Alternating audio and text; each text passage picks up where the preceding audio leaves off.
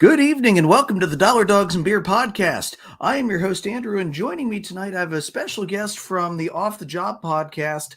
Zach is joining us tonight. I know I originally said Jason was joining us, and then Jason forgot that he had a little scheduling conflict tonight. So, Zach, thanks for stepping in at the last minute and helping me out.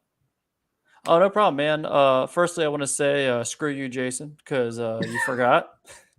And thank you, Jason, for the opportunity of letting me come on and take your spot. But yeah, thanks for having me, man. I really appreciate it. Yeah. So, guys, a good podcast to listen to. Their podcast, Off the Job, which our friend Tony is the one who created that and actually also created Dark Arrow podcast and everything else. Great podcast for, works towards mental health and trying to de-stress. And guys, it's a great listen. Even go all the way back to the beginning, back when audio quality was questionable, because even through the scratchy audio, the content's hilarious. It's worth the listen. And It was definitely you guys have had some. Yeah, so it was definitely a learning curve, but we're starting to get a little groove now. So yeah, but it's a lot of fun. Like I said, we're just three firefighters. I'm a paramedic, so I guess you throw that in there. And we just kind of threw together a podcast to help our fellow friends kind of de-stress and find a place to escape. And for anyone else that wants to see what goes on in the minds of first responders, take a listen. And let me tell you, that's a deep well to fall into if you decide to listen to. Oh yeah, it can be scary. I don't consider myself a first responder personally, but I do work in a local emergency room. I'm one of the pharmacy techs. I collect med history and all of that. So I'm not directly on the front line, but I'm like one step right behind that first line. So yeah, it's a rabbit hole if you've never been down that before. No, I mean, not to get too far off topic, but I love the pharmacy people. It's some of the hospitals I work at down here in Maryland.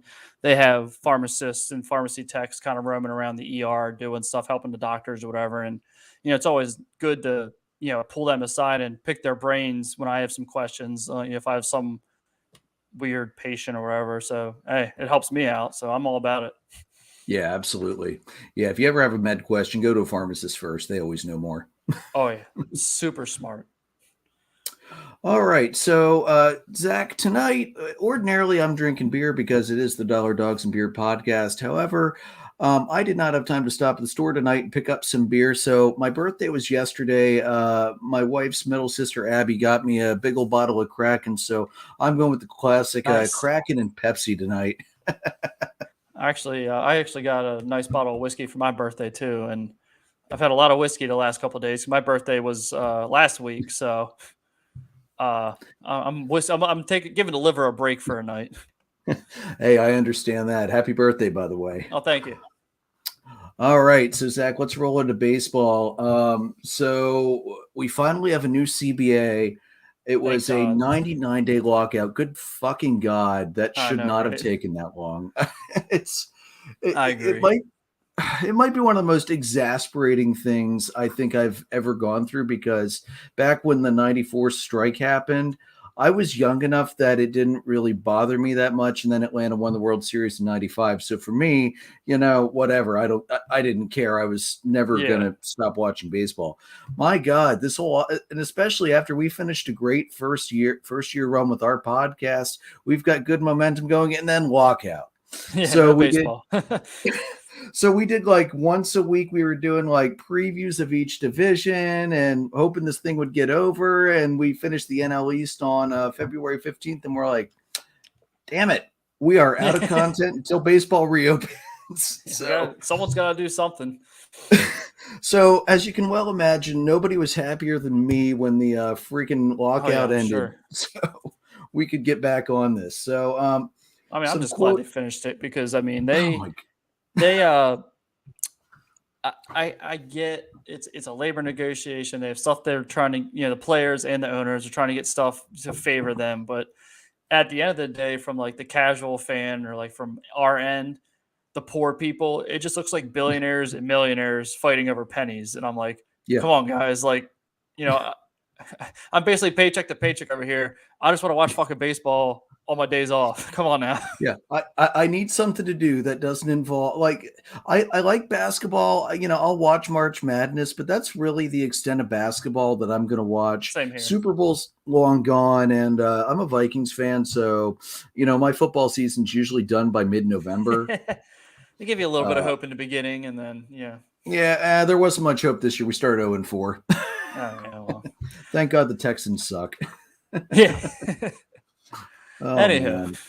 Yeah. So, centerpiece around all these talks, you've got Commissioner Rob Manfred sticking his nose in the. First of all, for the longest time, Manfred had no involvement whatsoever, and then towards the end of the negotiations in the last couple weeks, he finally decides to start being an active participant in conversations. It's like, dude, what took you so long? Number one, 80 days before that you should have probably gotten involved in this. Yeah, at least, if not more. Number two, you're an asshole because when you initially announced that opening day was canceled and you're canceling series, you walk off the stage with a freaking smile on your face. Like, Yeah, I understand. You're employed by the owners. The owners are your bosses. What the fuck, dude?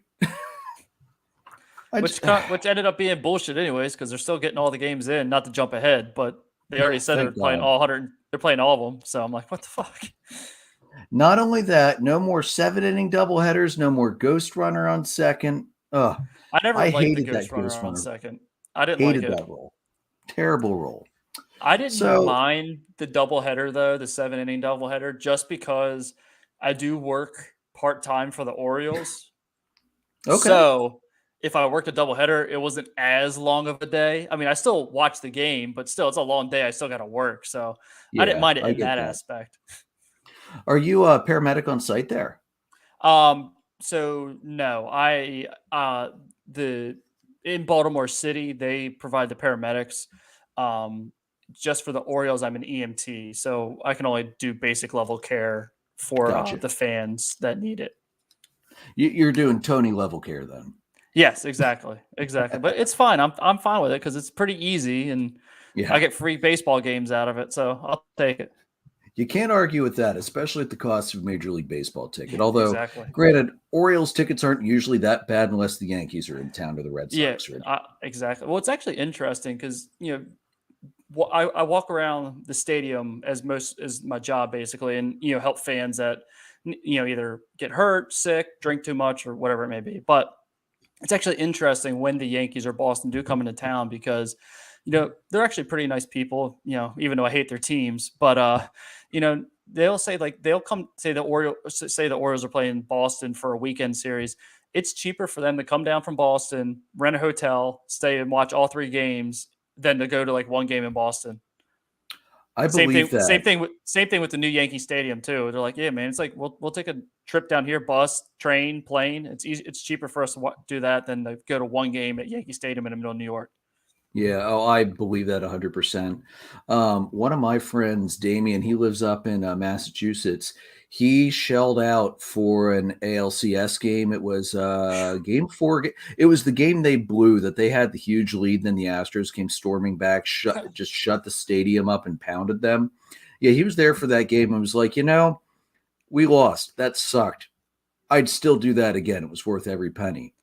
Oh, I can't. I can't. One day the Orioles will be there, and I've already told my wife. I told my wife, I was like, I will max out whatever credit card I have to. I will be there for the playoffs and the event. If they ever make it to the World Series, I will be there. I will again max out whatever credit card I have to do because I just never seen it.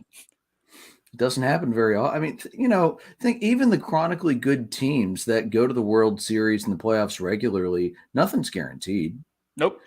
I mean, when Atlanta went in last year as an 87-win team, I think about the only people expecting them to win the World Series were me, Atlanta area correspondents, and that was probably just about it. I was glad they won. So I mean, they had. They haven't been there in a while, so it's not the team that's always there. And they also had a couple Orioles on there, which, former Orioles, and they had Nick Markakis, and Nick Markakis still is one of my favorite baseball players. I always liked him. Yeah. He never had a huge bat, but he got doubles. He had an awesome arm when he was in Baltimore, so I always liked him. He was a cool dude. So I loved getting Markakis. One of my favorite acquisitions the Braves made over the last few years. I mean, he's a stand-up guy, although it Yeah. doesn't seem like that in the bench. He seems like he's stone cold, don't talk to me, but he's apparently a real stand-up guy in the locker room. And yet, man, that guy, Brian Snitker said before he retired, he could be 45 years old and he'll still manage to hit 260. He Yeah. might not have any power left, but he'll still hit 260, 270 for you. Yeah, I always liked him. It's like you said, nice dude. I always liked him in right field because he had a freaking cannon Yeah. here in Baltimore, and he always threw people out. It was great. So I always liked him. So I was glad that he got one. So Yeah. Yeah, I I have two reasons I want to see Baltimore get successful again. Number one, one of our local podcasts up here for sports, the Huddle Up podcast on Tuesday nights with Big Jim. He's taking a break right now because they usually do football, so he needs a little decompression time. yeah, But he's gonna ramp up again soon. yeah, he's a diehard Orioles fan, and basically every time he sees the Orioles eventually fall apart, he just wants to go find the Angelos family and punch every single one of them in the face like 50 times. Which personally, I Yeah, think every person in Baltimore is owed at least one punch to the nuts or the face of the entire Angelos family because they're the yeah. worst owners in baseball right now.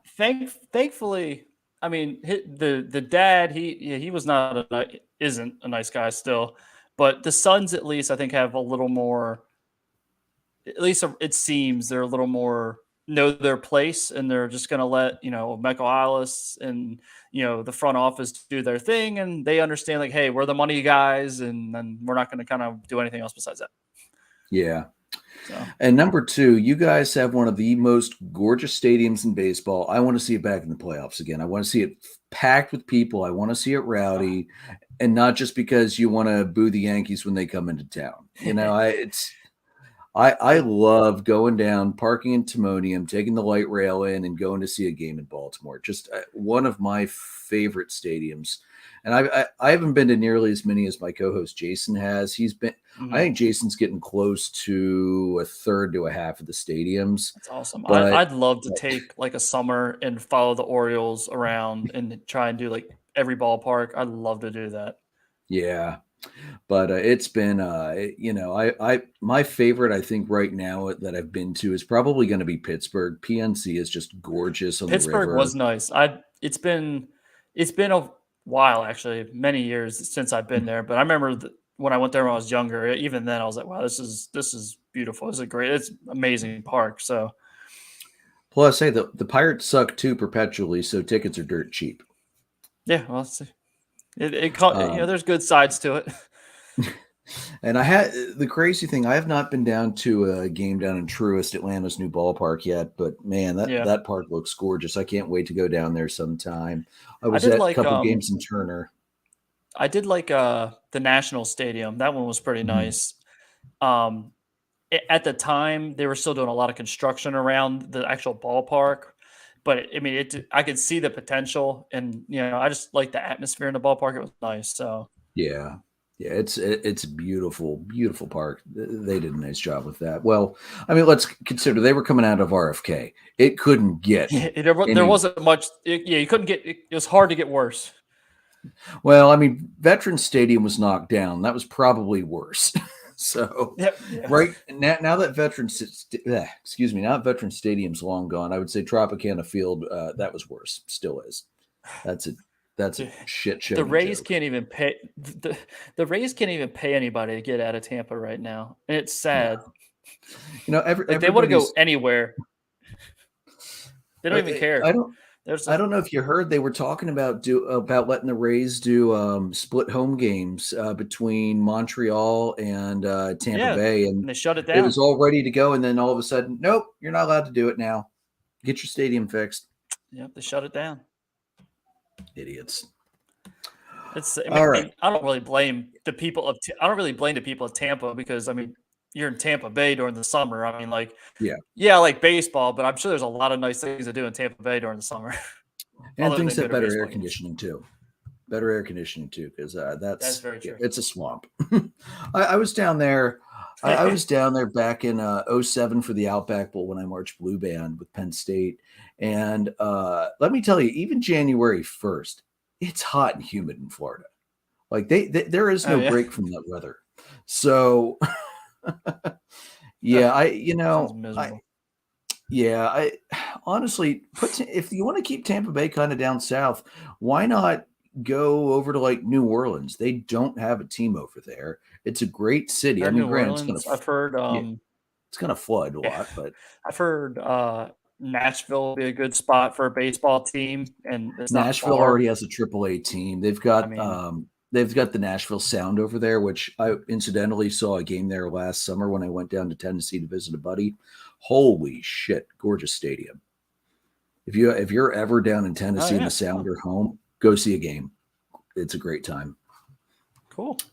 So yeah, Nashville's probably out because of that. Also, and here's the other problem: moving the Rays anywhere around the South, Atlanta's going to say we've got broadcasting rights all over the place.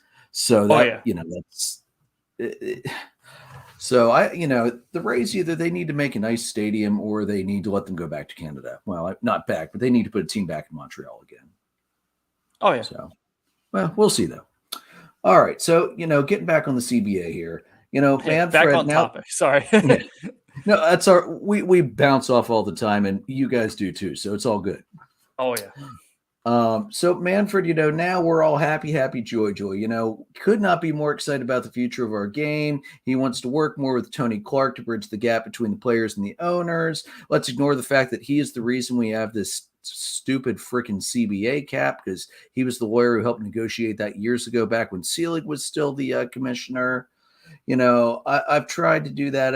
I think I haven't been successful in that. It begins with a small step. That's why I picked up the phone after the ratification, called Tony, and expressed my desire to work with him. It's going to be a priority of mine moving forward to try and make good on the commitment I made to him on the phone. Dude, I got nothing for you. You called the World Series trophy a hunk of metal after you refused to do anything to Houston when they got caught cheating. Like, you find the owners, you find the team. You didn't do anything to the players. You didn't strip the World Series away. And like, even if you didn't want to give it to the Dodgers that year, just strip it and make it a vacant title. Like, come on, dude. Like, and then, smiling when you walk off the press conference. I was willing to give Manfred a chance early on because he had some good ideas. And, he's right about a lot of the things. Baseball's a slow game. They need to speed it up. I don't know if the pitch clock's the right answer or not, but it's worth a shot. But like, dude, take accountability for the stupid shit you've said. Hey, Yeah. come on. Yeah. I mean, I have no words. I mean, you basically just took them all out of my mouth. Like, yeah, dude. Like, I mean, if anything, he should have definitely stepped in way sooner to try and get this thing done. Like, Yeah. at least made himself public in the public eye, get things done. And then, like, to make hollow threats like, oh, we're going to cancel games. And then they're like, oh, just kidding. We're not going to cancel any games. We're just going to delay everything and we'll be fine. Well, and let's remember one thing too. This was an owner initiated lockout. This was not a player's strike. The owners took a preemptive lockout. They could have even let free agency continue under the old rules until a new CBA was ratified. Like, there were so many things we could have done that we chose not to do because the owners are terrified little children who, if they can't make 75% of all revenue, don't want to talk, which is utter dog shit. Yeah, I mean, unfortunately, I'm not really surprised, that No. we ended up with a lockout, just given the history of, the players and the owners. I mean, if anything, like any insight to how this was going to go, I think when COVID first started and they were negotiating back and forth about how to play baseball during COVID, if that was any clue as to what was going to happen, I think that was it right there, that they weren't going to play nice. Well, and it's even come out that even during the 2021 season, the players were sending economic proposals to the owners and basically getting ignored for a month, month and a half, 2 months, 3 months even, before the owners would even respond with basically nothing. So, and then we had that gap of, what was it, like 44 freaking days between the lockout until the owners finally responded to the players' last proposal with a counter proposal. Like, you don't give a shit, and you showed it right there. They don't. They didn't. Never did. Don't. Still don't. No, they just want their paychecks. Well, and it's Not, because TV revenue is bigger than the game checks now from tickets oh and yeah. concessions and food and Oh yeah. merchandise. Like TV's where the money's at. They don't care. TV deals aren't going away. Not at all. All right. So opening day, we're now looking at April 7th, the full 162 game schedule. One happy note I can say about the change to opening day is now the Braves will be home to open the season, which I personally feel like the World Series champion should always open the year at home. I thought it was That makes ridiculous they sense. started on the road. And I think it's been that way for at least the past 4 or 5 years. I didn't dig out the old schedules to check, but I always remembered the World Series team getting home field advantage for the first series so that they could have their banner up and all the pomp and circumstance. So I'd be all about it, but yeah. it's probably because it's Atlanta. And it's not one of the sexy teams, so they're like, yeah, fuck them. Well, and it's not only Atlanta. Remember, they yanked the All-Star game last year because of that voter repression law that Georgia passed. Oh yeah, I forgot all about that. So, and here's the thing. I understand why they did it. I don't disagree with the statement baseball was making, but the problem is moving the All-Star game, it didn't hurt the people that made the law. It hurt small local business owners. It hurt the Yeah. people that owned the bars, the hotels, all the shops and everything else. And it forced fans who had bought tickets and everything for all these events to scramble, get everything canceled, get all the refund. Like all you did was hurt the local economy. You didn't do anything to change the law because, if I'm not mistaken, the law is still passed. And now it's probably still being appealed through the Supreme Court because, as we know, the justice system in America runs at the pace of molasses in mid-January in Manitoba. So that's going to be fought for a long time. But Atlanta's not a beloved team by Major League Baseball by any small stretch of the imagination. No. So it was also nice to force Rob Manfred to give the Braves the trophy last year. I enjoyed that. So here are the changes to the CBA. Minimum salaries, big increase. They were at 500 or 560,000. They're now up to 700,000. By the end of the CBA in 2026, they'll go up to 780,000. So that's on par with the other major sports. The CBT, the tax threshold now increased. It will start at 230 million. That's almost a 10% increase from last year. By the last year of the deal, it's going to rise to 244 million. They did add pretty severely increased penalties for exceeding the so-called Cohen tax for the Mets owner, who's already said, I don't give a shit about the tax. Yeah, I don't give a Mets shit. I'm just going to buy everything. Yeah, we watched the Yankees do this for years. They got some World Series. We're going to see if we can do it too. I think he's already been on record saying he's not afraid to push the payroll to 290 million. So they're well on the way now. So they added a $50 million player pool to award the pre-arbitration players. So like rookie of the year, things like that. Top 3 in WAR at your position or something like that.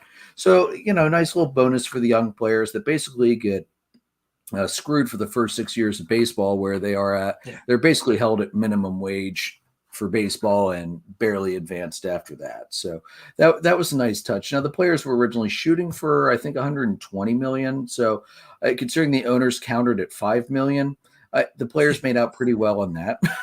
Yeah, I'd say so. They expanded the playoff to 12 teams. Now I got to tell you, I'm not wild about this. I'm not either, honestly. More is not always better because you're diluting the quality and you're taking away from the regular season even more. I'm just glad they didn't go to 14.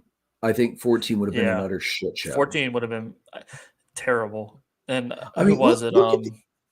Was it I think it was Max Scherzer. I can't remember. Yeah, it was Scherzer. What the ghost win if they went to 14 teams or whatever. I'm like, this is the stupidest thing I've ever read in my life. Yeah. So we saw in the NFL last year. Don't get me wrong, that was a great playoff last year. The Super Bowl was a great game. I enjoyed it. Wild Card Weekend sucked. Oh yeah, I hated every single one of those games. If I remember correctly, pretty much every game was a blowout. Pretty much all of them. And the two new 7 seeds, the Steelers and the Eagles, both got blown out by more than double the score. So more is not always better, and I don't understand why we feel the. Well, I know why. It's the money, Yeah. the Yeah. revenue So for it's all playoffs. about the They want dollar more games. bills there. Yeah, but the quality sucks. The more you add, you dilute the pool down. And now I will say this: the wild card series is now a 3-game series, and I believe the top seed stays home for. I think it's 3 straight games, no travel, and the bottom seed does not have a home game. How it's going to be stacked right now: top 2 division winners in each league, they'll get a bye into the division series, and then 3 will play 6 and 4 will play 5. So if you're that last wild card slipping in, you're going to be playing a division winner, and you're actually better off being, you're actually best off being the top wild card team because you'll have a home game. You'll have up to 3 home games at least. Yeah. So it could have been worse for how they were going to design a 12-team playoff. I still don't like it. I don't like diluting the playoff talent. It could have been worse. Yeah. I mean, yeah, I'm not all out crazy about 12, but whatever. Yeah, we'll figure that out. Starting next year, there will be a 45-day window to impose rule changes decided upon by a new joint committee that'll be both from ownership side and player side. So basically, baseball will get to ramrod new rules into the game faster. That was the big win for the owners there. Universal DH, fuck the universal DH. I'm a National League guy. I hate the DH. We should have gone to universal no DH. I'm surprised. I mean, I'm surprised. Not surprised. I'm surprised it took this long from the put it in. I mean, from the player standpoint, I get it because that's more jobs, right? Yeah, That's I more certainly jobs. understand that. That's maybe a guy that's not fast in the field anymore. It's still got a little bit of bat left that can get a job in the NL now. Yeah, Nelson Cruz. Exactly. I like it, but then I kind of don't at the same time. It's double sided. Like, I hate watching pitchers bat, but I love watching pitchers bat, especially when they get a hold of one and launch it. I love it. I think it's awesome. It's like one of my favorite moments. Like, well, how about when you have a pitcher who actually can bat? Max Fried. that's solid bat. Jacob DeGrom. The crazy thing is, last year before Jacob DeGrom got hurt, the games he won, he contributed by scoring RBIs because nobody else on the team could remember how to fucking hit a baseball when he pitched. Like, I think he may have had more RBIs than walks allowed last year. Jesus. Where it was close. Like, I just always remember one of my favorite moments from a pitcher batting was Bartolo Colon when he hit his first home run. I've always loved Bartolo Colon because he is like big, the sexy, complete anti-athlete ever.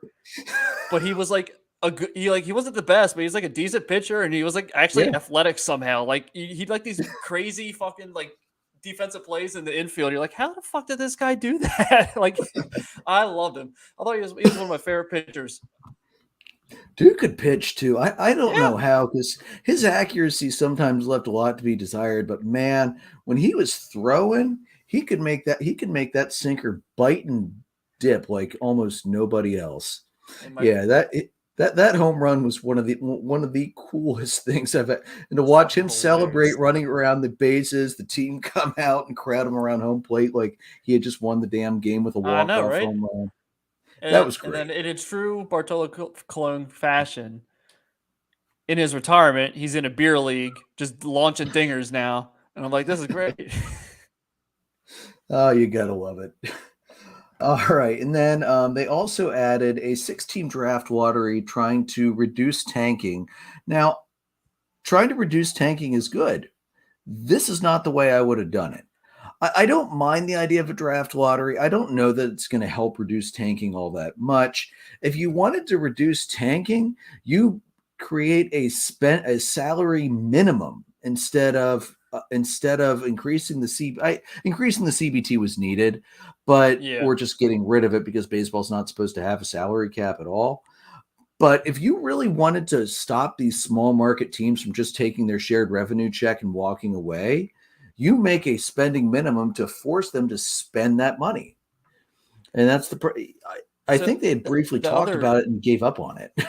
I don't know if there's a good way to do it because I don't know how I feel about the draft lottery because there have been times like with the NBA does it, and they go to pick the ball, the team that has, and they're like, oh, that one, oh, I feel the bump. That's the number one kind of Yeah. thing. But um, the minimum would just cause you, I feel like, to pay lesser guys more. So like you're still gonna have a shit team, but you're just gonna pay some guy who has no business being on a major league roster, say like the Orioles, just paying a bunch of guys a little bit more.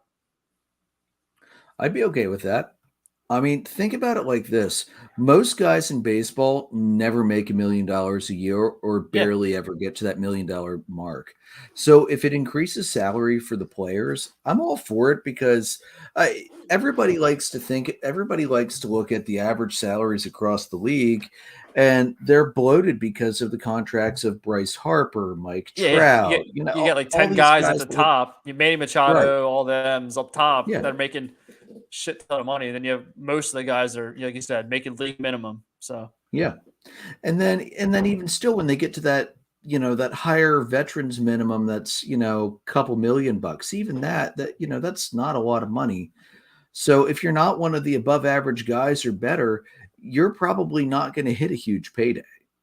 So I would have been okay with that if it forced them to pay some lesser guys a little bit more money. Just, uh, you see stories all the time of guys that in all sports that go destitute after their playing days are over because they didn't make enough playing and they made poor financial decisions. And you don't like to see that for anybody. no, not at all.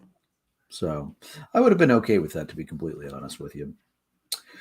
All right, a new provision that's going to prevent teams from optioning eligible players more than 5 times within a season. I really wish they would have kicked this back to start next year because that's going to be a problem this year with 9-inning doubleheaders and a lot more doubleheaders because of the Oh compressed yeah, schedule. 100%. But we're going to say we care about player safety, but we don't care about player safety, just like the NFL. That's gonna screw Buck Showalter. Yeah, it is. I mean, when he was here when the Orioles were good and he was here, man, we'd be sending people up and down daily. I mean, there were guys that went down like 10 or 12 times, in a season. They're just down, new guy, down, new guy, down, new guy. Like it Yeah. just. I know we did that a lot last year because our pitching staff took a lot of injuries in the middle of the year. The Phillies, I think they ran out of guys to option up and down because they were running a bullpen game as their fifth starter every 5 games. Bullpen, bullpen, bullpen, bullpen, and it probably cost them it towards the end of the year. Now, that last series between Philly and Atlanta was great. I mean, it was both teams had their top 3 guys lined up, and it was mano a mano, and Atlanta swept the series. But the Phillies might not have had to get to that point if they would have either had more guys to option or more arms available in the minor leagues to cycle up and down. So some of that's also lack of talent and available down the minors. But yeah, I really wish they would have said, let's do this next year. Yeah. All right. And then 2 measures aimed at limiting service time manipulation. I'm looking at you, Chicago Cubs and Chris Bryant. A full year of service time will be awarded to players who finished within the top 2 in respective Rookie of the Year voting. Also, they will give draft picks to teams that promote players on opening day who finish among the top vote getters for major awards. That's great, but let's face it, draft picks in the major leagues, it's helpful, but it's not really a big deal because it's not like the NFL where the number 1 pick is guaranteed to be an instant contributor. It's still a couple years down the road. So, hopefully it'll help. Also, the way the draft used to be until this, there was like 50 rounds, and they're drafting their uncle's brother's cousin that played little league one time just because they're like, oh, we got to pick somebody now. Yeah. To be honest, I haven't watched the baseball draft in probably 15 years. I did watch the last one just because the Orioles had, were we number 2 last year or 1? I can't remember. But we had one of them. Yeah, we were 1, and so I was like, at least I need some kind of hope in my life right now. Hey man, absolutely, especially with everything going on in the world. Yeah. And then we have this one I absolutely hate. This pisses me off.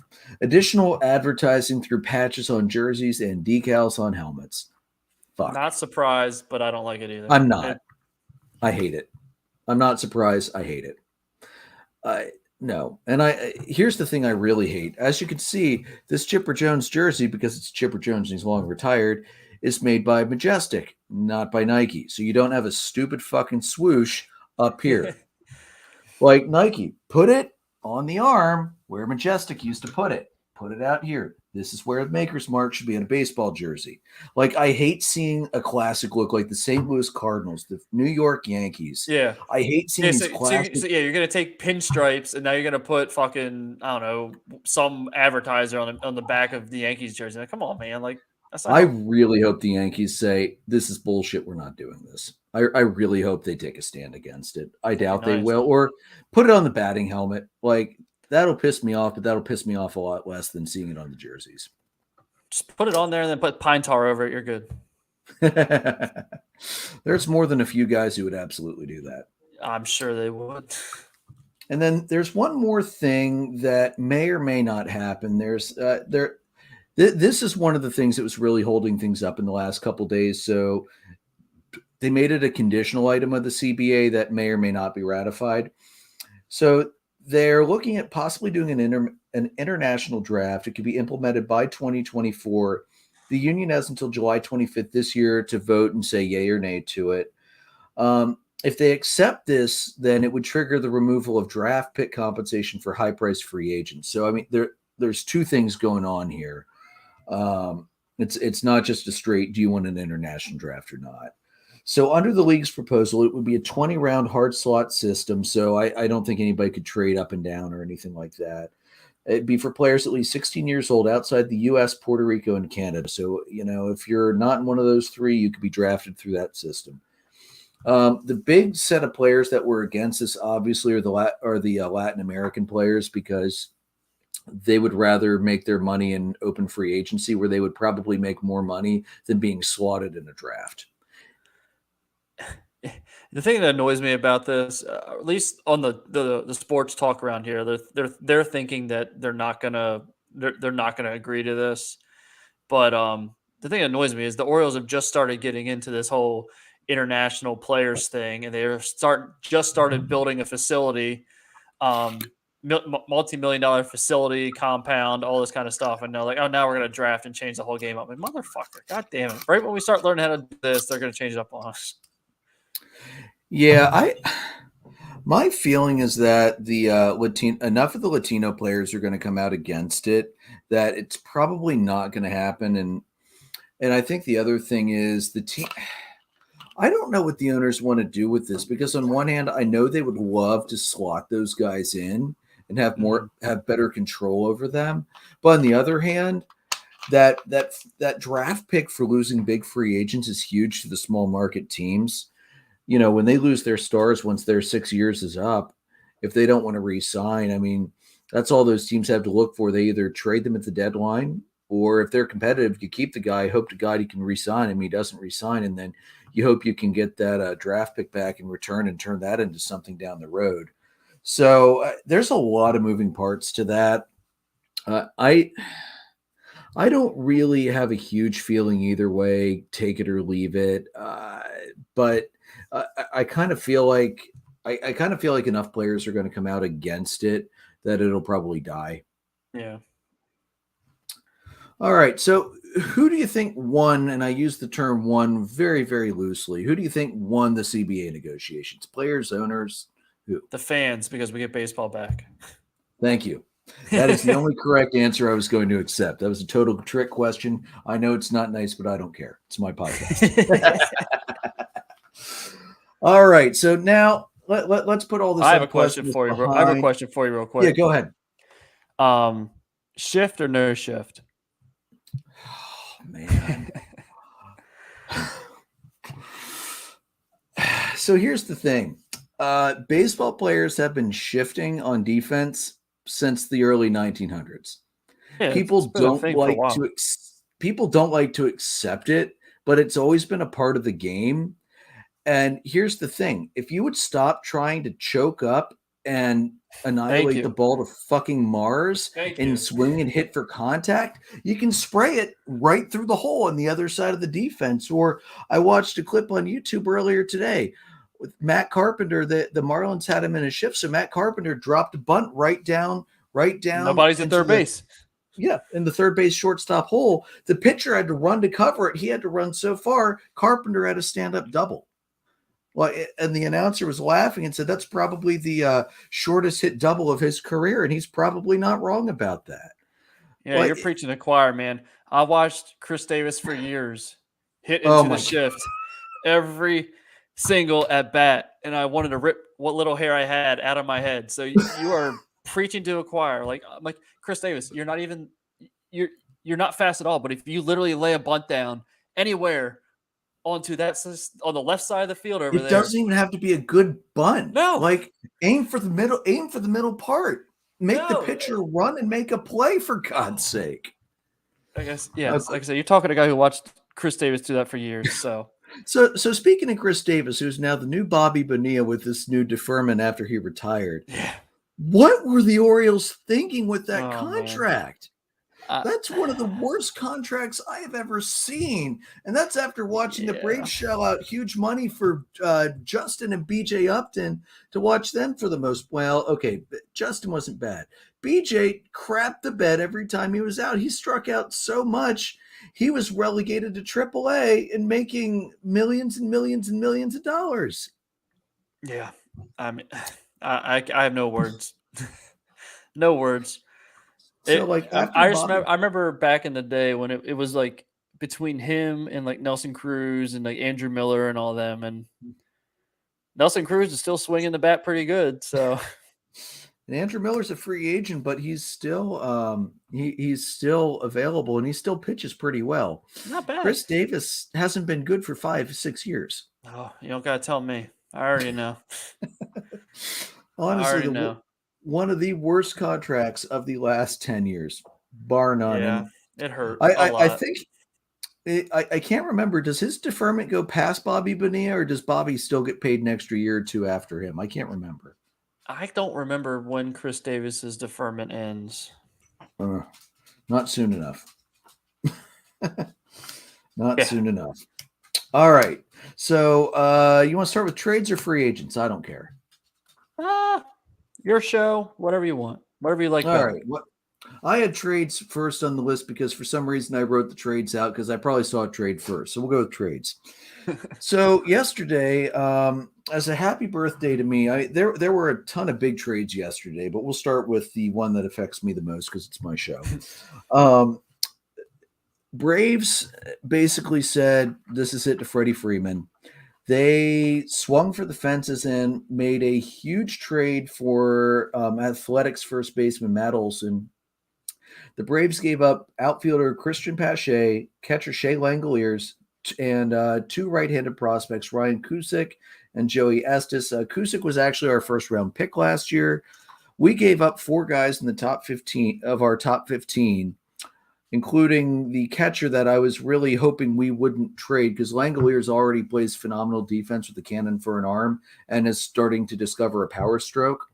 So not going to lie, I love the trade except for Langoliers. I really, really, really wish we would have held on to him, but I kind of have a feeling Oakland was like, if we're going to give up literally our best player, you need to give us something really good back. So, here's the thing. Alex Anthopoulos, I trust that man to build a ball club unlike any other GM out there right now.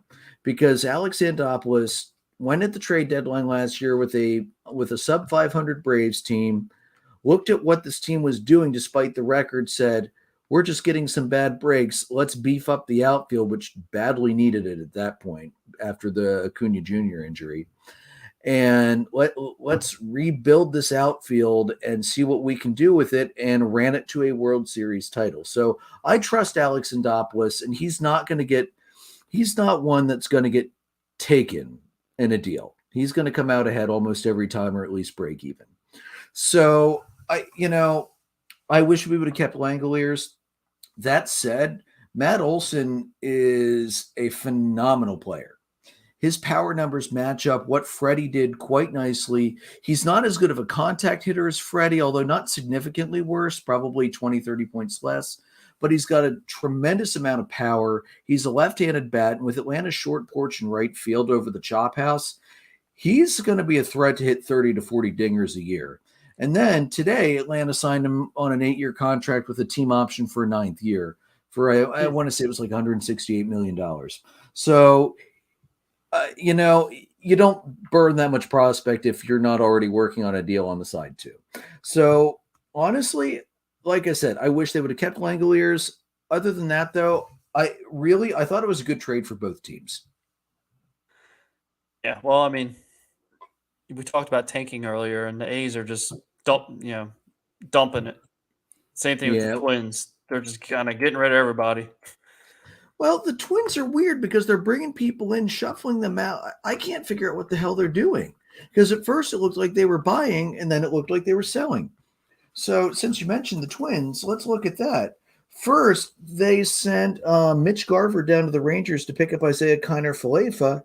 And then literally one day later, they turn around and send Josh Donaldson, the bringer of rain, Isaiah Kiner-Falefa, and backup catcher Ben Rortvedt to the Yankees to bring back Gary Sanchez, who has been wildly inconsistent and declining for the last 2.5 years. Gio Urshela, I can't figure out what the Twins are doing. Nah, it's like I don't. Apparently, they don't know what they're doing either. Yeah, I mean I don't get it. The first trade, honestly, I thought the trade to pick up Kiner-Falefa I thought that was actually a pretty good trade, honestly. Dumping Donaldson and everybody, the Yankees, like Gary Sanchez, I'm not convinced he has anything left. Urshela, I don't think is significantly better than I don't think he's significantly better than Kiner-Falefa. I just don't get it. Oh, and Tony's apparently listening. He can't hop on right now, but from Tony, the laziest catcher defensively in Major League Baseball, Gary Sanchez. Tony, you would know because I know you're a big old Yankees fan, man. Yeah. So I don't know what the hell the Twins are doing. No, I don't. Like I said, I don't think they know what they're doing either. The Gary Sanchez one confuses me really bad. Like I mean, I almost wonder if it was a salary dump by the Yankees because I didn't see I didn't see if the entire salary transferred or not. So that could have been that too. And then we also had yesterday the Reds, who this drives me nuts. The Reds last year would have been the next wild card team in if we had expanded playoffs last year. Yep. Exactly. They traded away Jesse Winker, who was a phenomenal outfielder. They traded away Eugenio Suarez, who he's either going to hit a home run or he's going to strike out or hit into a double play. They sent him to the Mariners and got Brandon Williamson, Justin Dunn, Jake Fraley, and another player to be named later. Honestly, I got to tell you, man, the Mariners killed the Reds in this trade. Oh, yeah, 100%. If you listen back to our AL West preview, we had one of Jason's friends, Dave Gerhardt, on, who's a diehard Mariners fan, was telling us more about the farm system than I frankly know about Atlanta's farm system.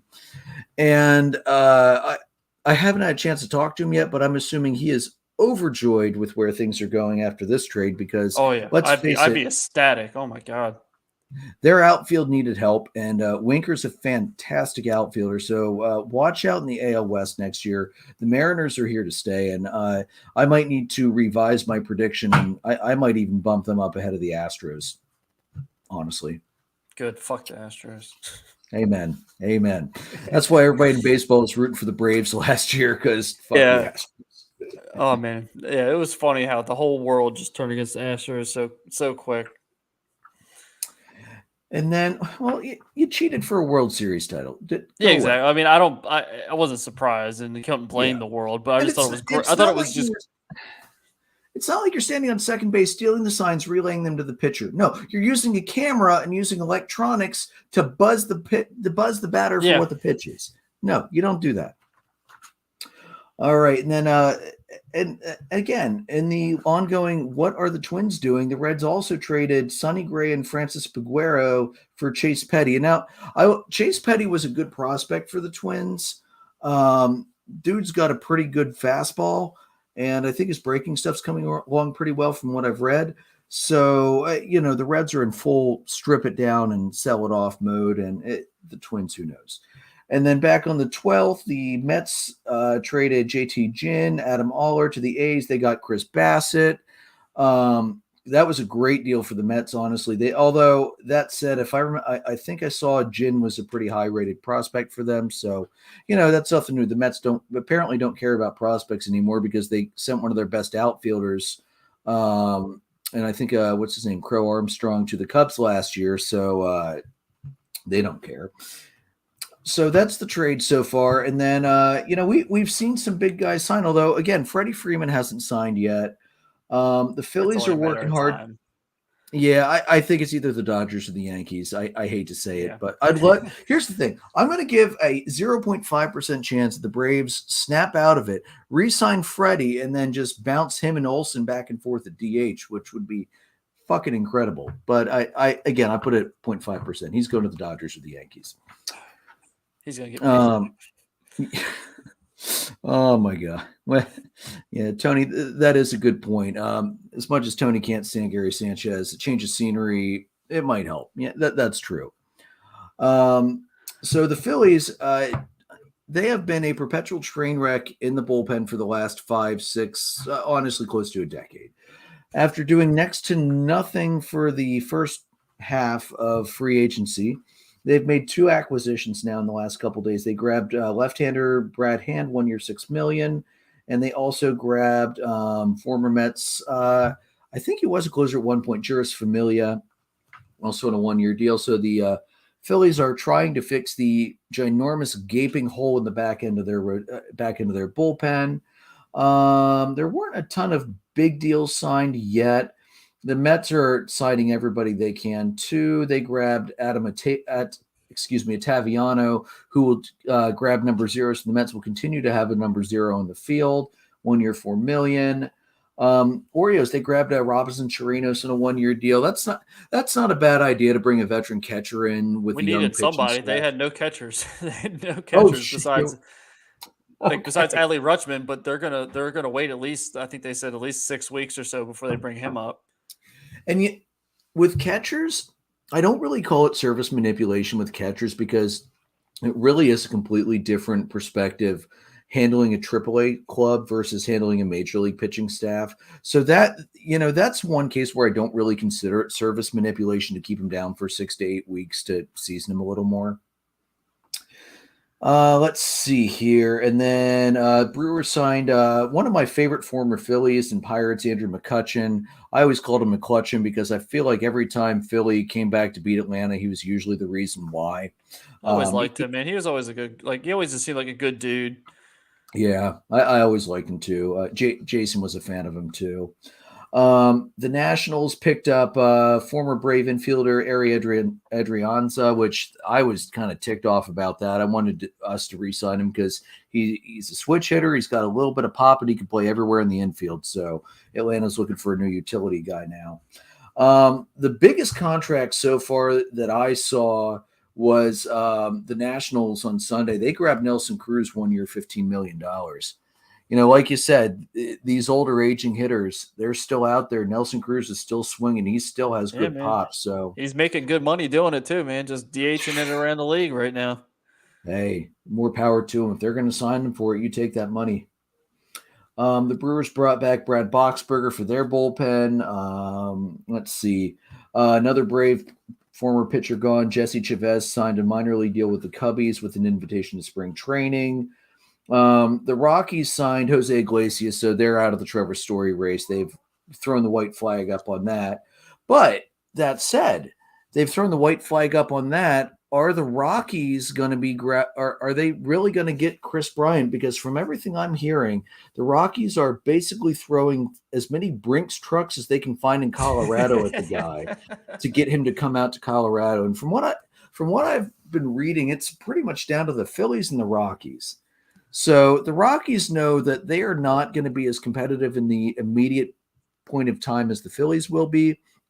That said, the Phillies are going to be stuck in a harder division than, well, actually, it's probably about a wash. Giants and Dodgers above them, plus the Padres if they don't choke. The Phillies have the Braves and the Mets above them. So, and if the Nationals decide to have a resurgence this year, that could be an issue too. So, what? Let's look at KB first. Where do you think he's going to end up? Colorado or Philadelphia? Or do you think he's going to go somewhere else that's not really being mentioned?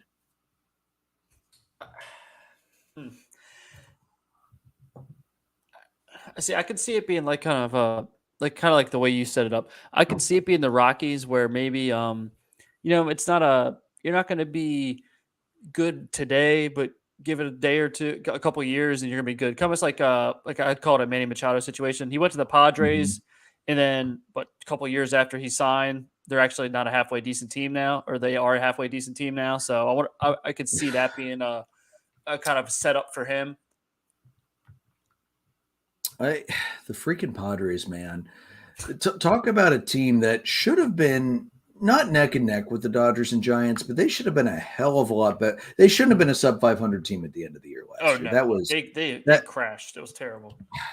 And I get it.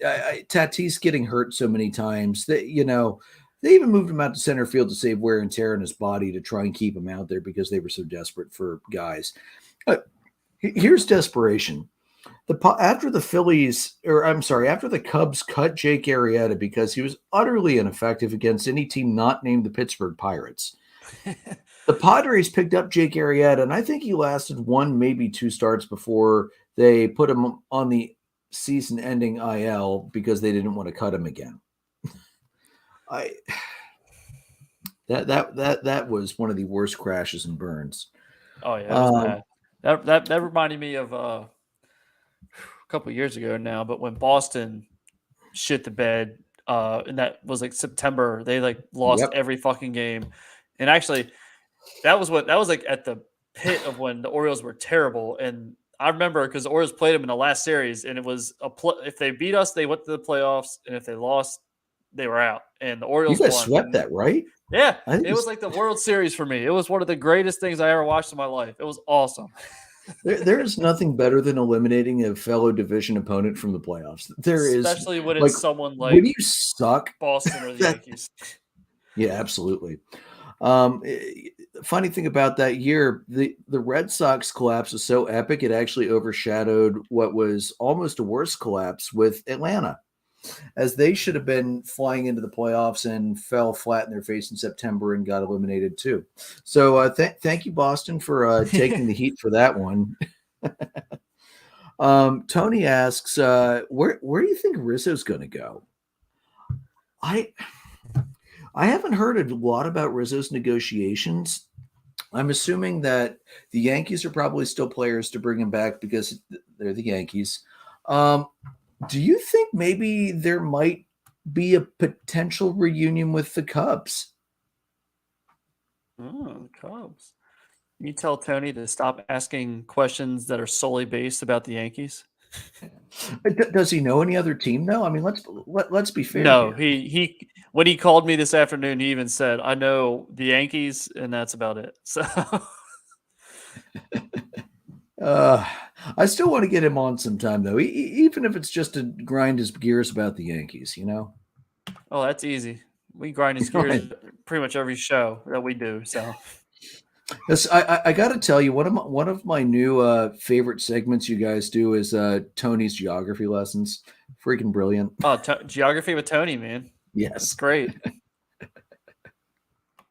And so we'll have to bring it back. And we had do it in a few episodes. We have to do it again. Absolutely. Sorry about that, Tony. If that brings back some scary memories. Yeah, I can't get a hold of where Rizzo's going. I'm not really. I was just quick checking Twitter to see if anything was trending. I don't see anything trending with him yet. So Tony, I think Rizzo's going to be waiting. I don't think any first baseman's going to sign until Freddie Freeman signs. And then once Freeman signs, I think you're going to see a lot of signings happen quickly. I think Correa's going to sign quickly after that. Rizzo's going to sign quickly after that. And because spring training games start on Thursday, happy St. Patty's Day, by the way, for everybody that will be – literally every team will probably have green on their uniform, even if they don't have green in their uniform. Tony, I honestly, man, I don't know. My shot from the hip, which is probably going to be completely inaccurate. I'm going to say either the Yankees or the Cubs. I haven't really heard anything else. I wouldn't be surprised if there are a bunch of other teams in there on that, but my gut says either the Yankees or the Cubs at this point. Let's see. I had a quick look on MLB trade rumors. It's looking like the Cubs are the favorite right now. Yeah, I wouldn't be surprised. He was the current Mr. Cub when he was like my little brother is a diehard Cubs fan. Don't ask me why. We're here in central Pennsylvania. I'm a Braves fan. He's a Cubs fan. I mean, tells you the quality of teams in Pennsylvania, quite frankly. And Alex was pissed at the deadline last. Like, he understood why they traded everything plus the kitchen sink, but he was pissed that they traded Rizzo and they traded KB and didn't give him a chance to finish out. I'm like, dude, they were going to leave as free agents. They weren't re-signing, so why not get something? And then, hey, maybe you might get them back. He shockingly did not take that in. Another signing for the Orioles, they grabbed Jordan Lyles in a 1-year, $7 million deal. Not a bad deal, honestly. He's not going to be your ace. Obviously, we got John Means, but you guys definitely need depth. Yeah, you need depth. Yeah, we need arms. We need guys that can do innings. That's the reason why they signed him. Well, and the crazy thing that I saw when the Braves played the Orioles last year, the Orioles, they were a bad team. Let's not sugarcoat it, but they weren't as bad as their record was. They have offense. They've got a lot of young guys out there.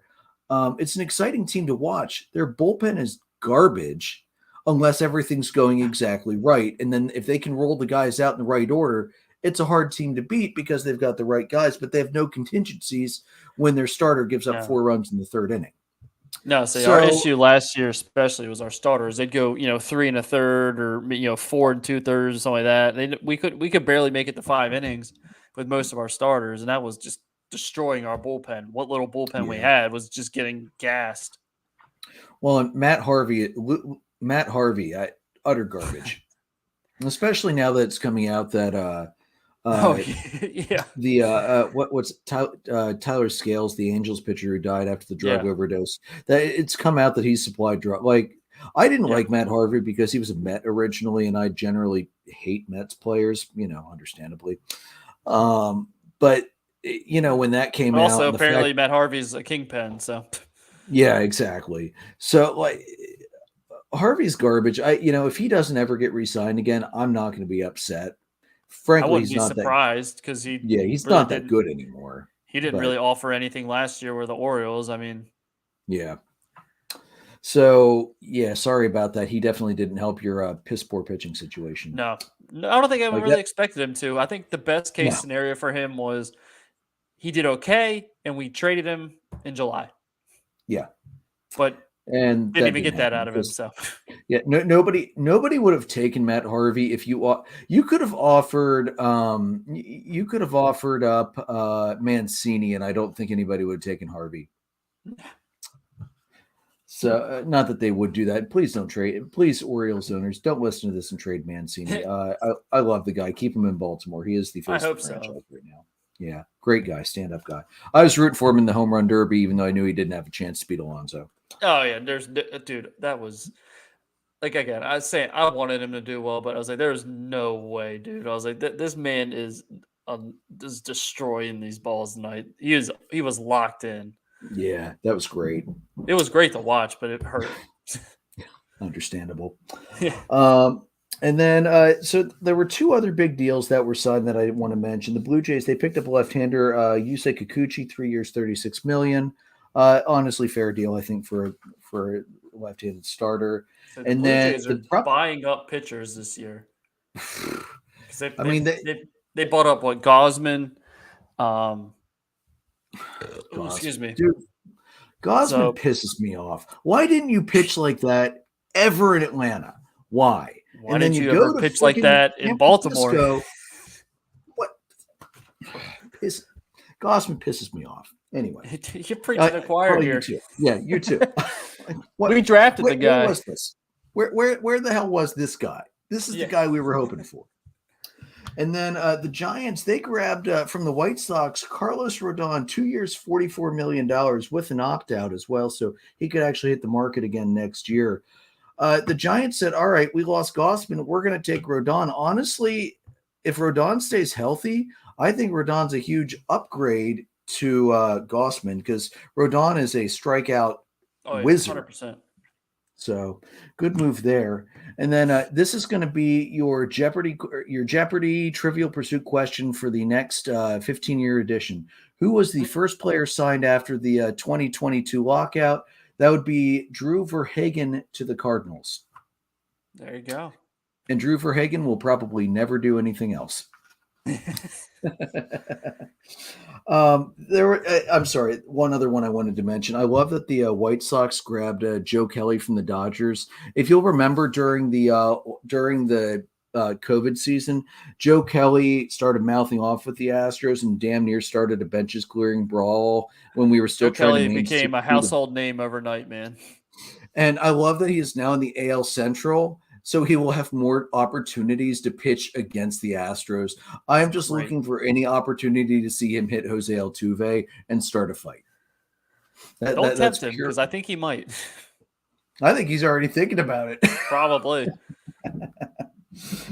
All right. So, Zach, that's all I have for tonight. We've got a ton of big free agents, but they're going to sign in the next day or two. Is there any other big free agent that you have a prediction where they're going to go? Or are you just where I'm at, just overwhelmed and just like, fuck it, let's sit back and see where the chips fall? Basically, yeah. I mean, it kind of like I like to see where they're going, but I know the Orioles aren't going after any of them. So it's kind of hard for me to be like, oh, I really care where they go because they're probably going to go to someone that's going to beat the Orioles anyways. So, right. Cool. I mean, at the very least, grab somebody to pair with Mancini and Mullins. It's not like you have nothing. We got, like I said, the light is out there. Like I can see the light coming at the end of the tunnel, but it's still a little bit of work to get there. Mainly in the pitching section. So yeah, at the very least, the Orioles need to stock up on some veteran arms to try and at least absorb some freaking innings this year because John Means cannot carry that staff. Well, as amazing as he is. If you've noticed the last couple of years, he's towards the end of the year, he goes out with like shoulder soreness or like stiffness or something like that. And it's been the last couple of years it happens because he's the only one that's pitching more than 6 innings every time. So it breaks him down. Nothing left. Yeah. He's got nothing left in the tank. So, all right, man. So, Zach, are you on any kind of social media for people to follow you? I am on the Facebook.